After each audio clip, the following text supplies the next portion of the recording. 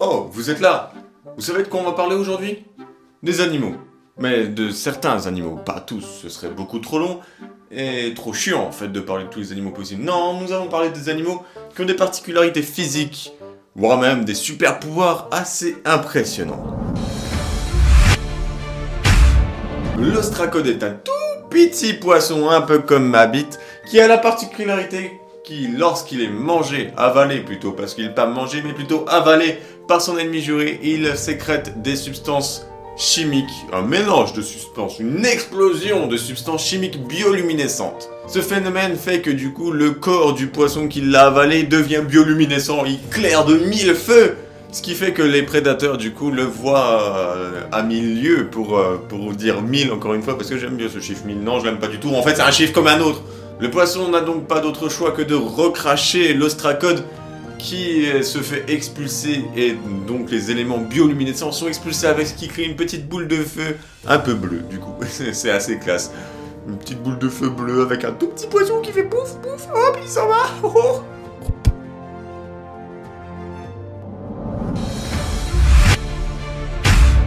Ne vous laissez pas avoir par sa minuscule taille, car cette crevette a un coup de poing assez fulgurant. En dépit de mesurer 2,5 cm, cette crevette est capable de émettre un son de 218 décibels qui est plus fort qu'un coup de fusil, qui est donc plus fort qu'un bruit de coup de feu, et tout ça juste en claquant ses petites mains. Donc le moment où elle claque des pinces et met ce bruit assez puissant, ça crée également un point chaud, qui est, quand je dis point chaud, c'est vraiment, ça fait une zone chaude, genre ça fait... Et ça fait également un flash lumineux qui permet de désorienter ses cibles, de les assommer, voire même de les tuer, et également de briser des coquilles très solides qui permettent du coup pour se nourrir. Et oui, parce qu'il faut bien se nourrir dans la vie.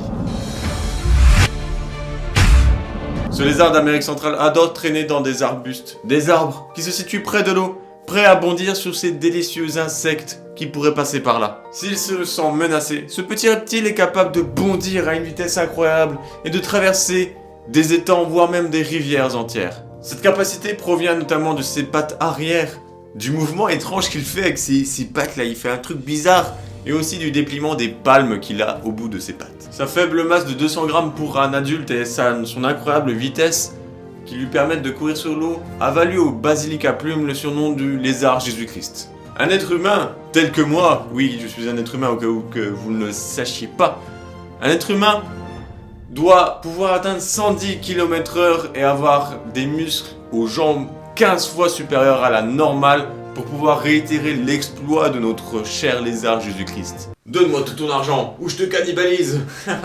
Tu ne sais pas qui je suis, tu m'attraperas jamais.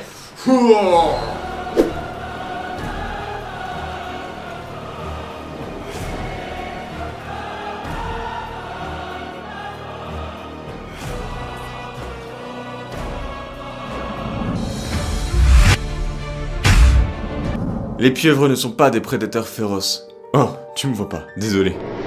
Ces pieuvres sont tellement peu féroces que leur première ligne de défense est juste se camoufler.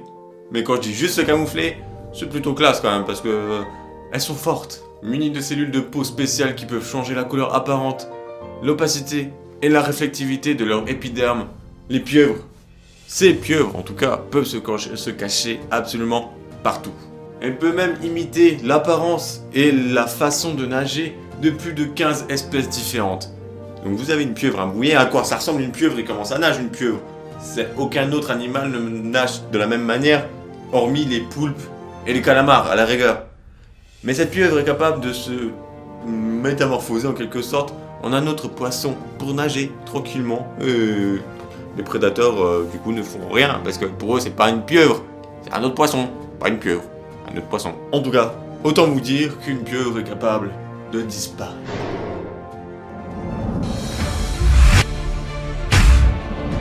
Le scarabée bousier est capable de porter 1141 fois son propre poids. Pour un humain, ça revient à soulever 80 tonnes. Ça vous paraît logique, vous? Ouais. Déjà que j'ai du mal à... En fait, c'est pas que j'ai du mal, je peux pas soulever 100 kilos tout court. 100 kilos, je pense pas. J'ai jamais vraiment essayé, mais je ne pense pas. J'ai un certain manque de capacité physique. 80 tonnes équivaut à peu près à une quinzaine d'éléphants ou une cinquantaine de voitures superposées. Vous voyez un peu le délire. Connaissez-vous la raison de cette puissance? c'est tout simplement son appétit sexuel. Ouais, son appétit sexuel, ouais. En chaleur, la femelle creuse un tunnel sous une bouse de vache, ou de taureau, ou d'hippopotame, je ne sais pas vraiment, une bouse. Elle creuse son tunnel sous une bouse afin de se créer un petit cocon, là où le mâle vient avec elle pour faire leurs petites affaires, pour rester poli. Le problème, c'est que ce tunnel est souvent déjà occupé par un mâle rival. Par conséquent, cela donne lieu à un beau combat, je ne sais pas, je romance un peu les choses. Cela donne lieu à un beau combat entre deux mâles, se battant pour une femelle qu'ils aiment tous deux, même s'ils l'ont rencontrée il y a seulement quelques minutes, uniquement grâce au fait qu'elle soit en chaleur. Mais ce beau combat résulte d'un victorieux champion qui pourra courtiser la femelle. Et notre cher perdant, eh ben, respect à lui, mais c'est un perdant. Bon, malgré leur force surnaturelle, on n'oublie pas quand même qu'ils vont dans une bouse de vache pour se reproduire. Alors beauté, on va dans ta bouse de vache, histoire de copuler un petit peu. Vous connaissez tous l'axolotl, le Pokémon, bah c'est pareil dans la vraie vie, nous avons un axolotl vivant, réel, existant. Cet urodèle amphibien de la famille des salamandres et des tritons a le pouvoir extraordinaire de se régénérer. Cet animal peut par exemple se régénérer carrément un œil qui, par accident ou je ne sais quelle connerie, s'est arraché l'œil, il peut le régénérer. Il peut aussi régénérer des membres qui sont tombés, voire même régénérer des parties de son cerveau qui sont plus compatibles. Genre il devient vieux, il a commencé à avoir Alzheimer, bam, il régénère. En pleine forme le petit animal, en pleine forme. Tu sais, un jour, alors que ma femme était littéralement en train de me sucer, elle a éternué. Et je peux te dire qu'à ce moment-là, j'ai senti une vive douleur parce qu'elle m'a littéralement coupé la bite en deux. Oh ouais, c'est bien comme ça.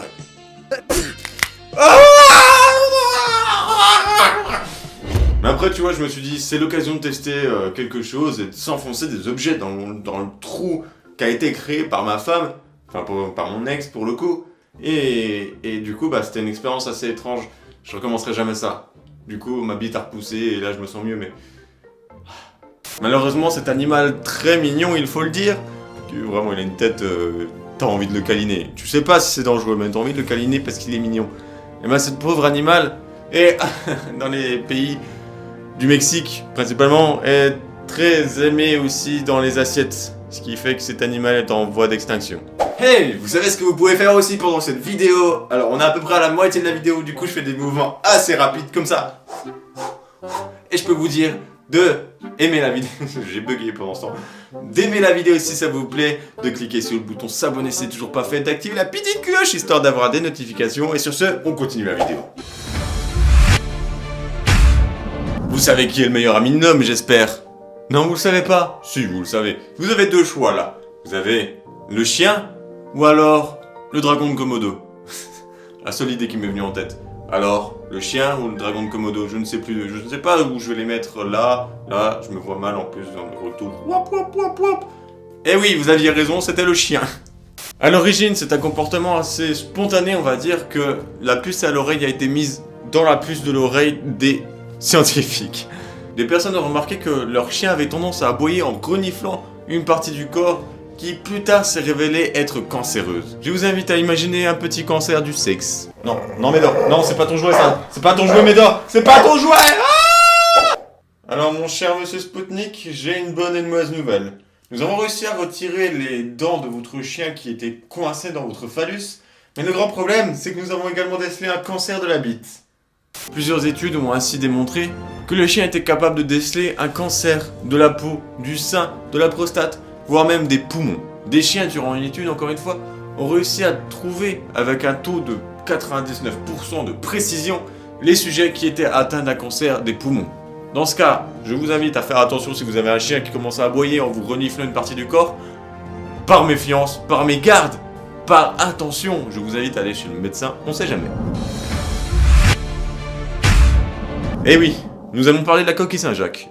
Ouais, voilà. Ce mollusque a la capacité de voir beaucoup de choses et je vais vous expliquer pourquoi. La coquille Saint-Jacques possède pas moins de 200 yeux. Ces yeux mesurent moins d'1 millimètre de diamètre.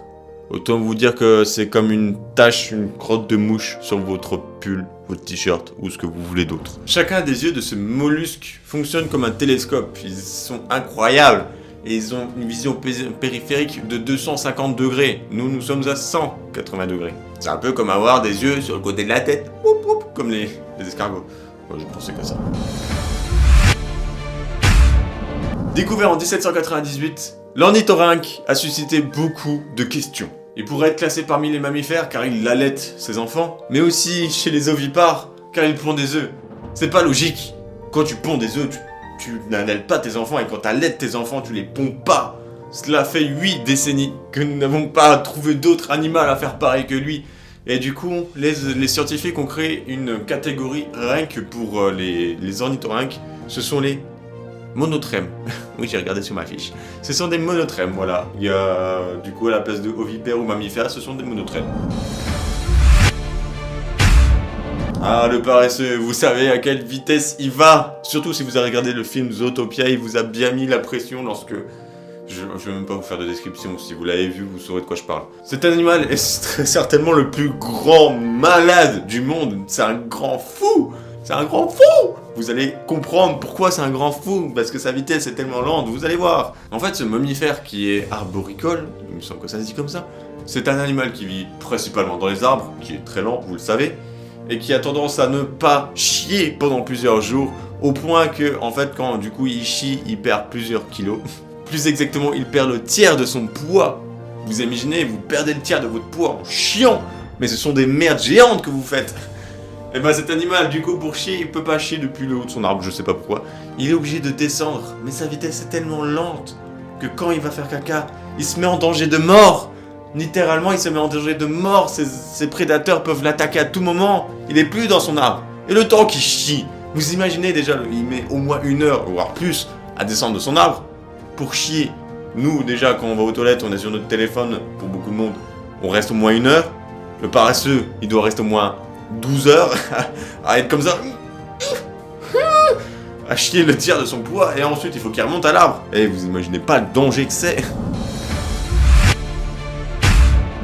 L'haskie, c'est un animal qui ressemble très fortement à une crevette et qui est capable de se déplacer aussi vite qu'une balle de fusil. En fait, elle a un peu comme un ressort, vous voyez une crevette, c'est un peu arrondi. Elle a une sorte de ressort qui fait qu'elle l'éjecte tellement vite que ça fait une onde de choc, elle se propulse, ça réchauffe l'eau en même temps. Vous imaginez le bordel? Et quand elle a une proie à attaquer, elle fait ça, pouf pouf. Elle explose la proie d'un coup, mais violent. Et d'ailleurs, si un jour vous voyez un aquarium où il y a justement l'haskie, cet aquarium a une vitre très spéciale, très solide, limite du verre trempé, parce que si tu le mets dans un aquarium classique, cet animal, elle peut éclater la vitre. Oui, littéralement, elle peut éclater la vitre, alors que les requins éclatent un peu moins la vitre. Bon, c'est quand même des vitres sécurisées pour les requins, je vous rassure. Le blob. Alors, le blob. C'est très spécial, le blob. C'est pas vraiment un animal. C'est pas non plus un végétal, c'est pas non plus une plante, c'est rien. En fait, c'est juste une unique cellule géante. C'est un peu comme les cellules que vous avez dans le corps qui sont nanoscopiques. Mais celle-là, elle est géante. Cette cellule n'a pas de cerveau. Elle est indestructible. Cette cellule, on ne sait pas ce qu'elle veut. On ne sait pas ce qu'elle fout sur Terre. C'est peut-être un alien, qui sait. Ceux qui croient aux aliens, faites vos théories sur ce blob. En conclusion, cet animal est immortel. Comparé à l'être humain qui, lui, sa mort est inéluctable. Bon, eh bien, j'espère que cette vidéo... J'ai littéralement fondu sur place. J'espère que cette vidéo vous aura plu. J'espère que vous avez appris des choses sur ces animaux qui ont des super pouvoirs. Peut-être que vous vous dites, j'aimerais avoir ce pouvoir, comme la régénération de l'axoloto ou le camouflage de la pieuvre. C'est pas mal ça, j'aimerais bien avoir ça. Ou pouvoir courir sur l'eau comme un abruti. Bref, sur ce, je vous souhaite une bonne soirée, une bonne journée, une bonne week-end, oui, une bonne vacance, une bonne rentrée de vacances, une bonne travail, une bonne branlette, très certainement. Et sur ce, je vous dis portez-vous bien et bisous sur petite miche bien moelleux.